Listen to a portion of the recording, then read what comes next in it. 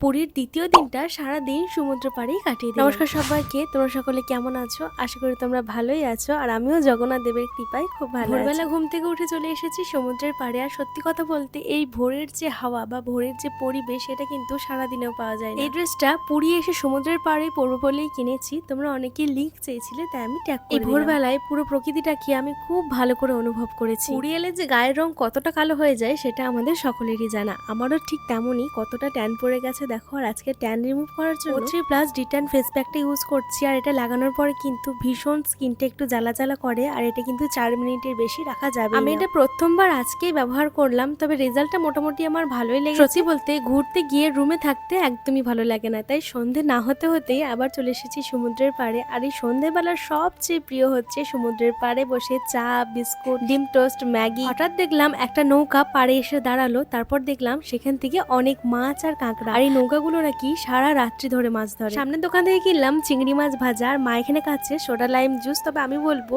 সমুদ্রের পাড়ের দোকানগুলো থেকে যত মাছ কম খাওয়া যায় তত শরীরের জন্য ভালো।